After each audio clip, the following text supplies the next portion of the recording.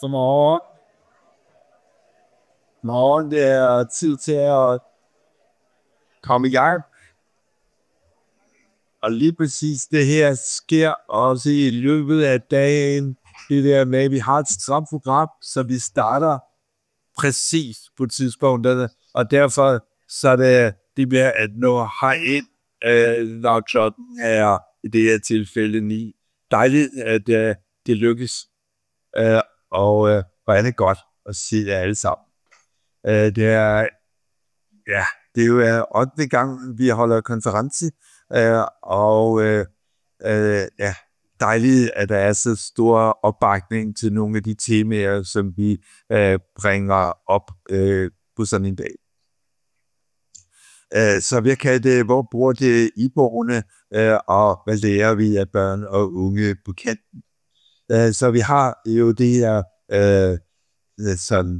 intensive program.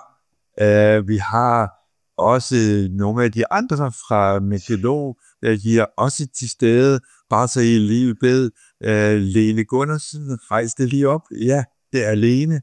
Martin er helt om bagved, og Lene Wagner er der. Så det er os, Jan og mig, og de 3 andre. Så velkommen til, og det bliver en intensiv dag, og vi glæder os rigtig meget også os selv. Vi har jo som sagt holdt de her konferencer mange gange, og har jo vores røde tråde, så vi kommer bare lige til at starte med at sige lidt om, hvordan er det, de røde tråde i Meteorolog ser ud i 2025. Vi er jo vældig optaget af det der med børn og unge, som kommunikerer med deres symptomer, og dermed børn og unge, som inviterer, og i sidste ende inviterer til en opmærksomhed, der rækker langt ud over dem selv. Så det er det her med, det er den største alvor, der også inviterer til de mest omfattende forandrings- og udviklingsprocesser. Risikoen er, hvis det kommer til at bidrage til noget, der er for begrænset. Det er derfor, vi jo i sidste ende er optaget af, hvordan er det, vi kan komme til at forstå det, vi kalder the perfection of the system. Det med, hvordan har det her udviklet sig som det bedst mulige, og dermed, hvordan er det, vi kan bidrage til et overskridende perspektiv derfra. Det betyder også, at vi er på den måde også kritiske i forhold til det, vi kalder et førsteordens perspektiv. Det her med, at der hurtigt kan blive sådan et fokus på børnenes symptomer, og dermed ikke få øje på, at symptomer er symptomer på noget, og dermed symptomer udtryk for noget, og ikke blot noget, der kommer til udtryk. Det er derfor, vi har været så optaget af det her med også at forholde os til spørgsmålet om iboende. Så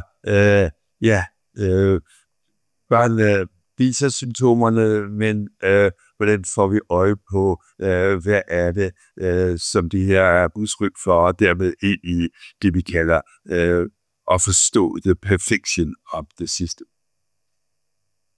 Det betyder også, at vi bliver nødt til at være vældig insisterende på at forstå sammenhængene, forstå de historier, der er indlejret, de samspil, som har udviklet sig over tid, og dermed, hvor er det, vi selv skal placere os, så vi har mulighed for at bidrage til også ikke kun små forandringer, men også at tage vare på det, som børnene sætter på dagsordenen.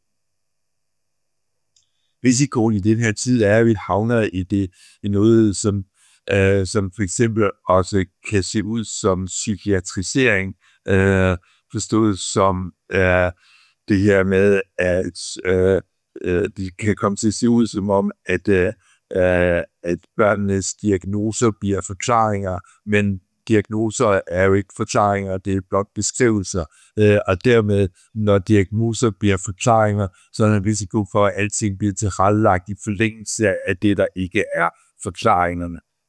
Det er på den måde risikabelt endelig. Vi er optaget af risikoen for instrumentalisering, altså forstået som det med at skulle gøre noget i forhold til andre, gøre som have et fokus, der bliver for begrænset på børnenes symptomer og børnenes adfærd, og dermed ikke få øje på det sidste ende af børnene. Alt i alt fører det jo ind i, at vi ved de her konferencer også markerer, at der er brug for en ny logik, der er brug for det, vi kalder andenordens ændringer. Og det er jo både i forhold til de konkrete børn og unge og familier og samarbejdspartnere, vi møder, men det er også på et samfundsmæssigt plan. Og det her med andenordens forandringer, det er jo i sidste ende forandringer af eksisterende forandringsmønstre. Risikoen er, at vi bidrager med for små forandringer. Så det der med, hvad er det, børnene også på et samfundsmæssigt plan sætter på dagsordenen. Det er det, vi også ved de her konferencer forsøger at sætte på dagsordenen. Så det der jo i sidste ende er risikoen, det er, at vi kommer til at gøre både børn, forældre og andre sagfolk forkerte. Vi gør dem uret ved at have et for snævert fokus på, hvad det her også handler om. Så vi er vældig optaget af at flytte fokus på det, som hurtigt opstår i det her tid, nemlig et fokus på børnenes særlige behov.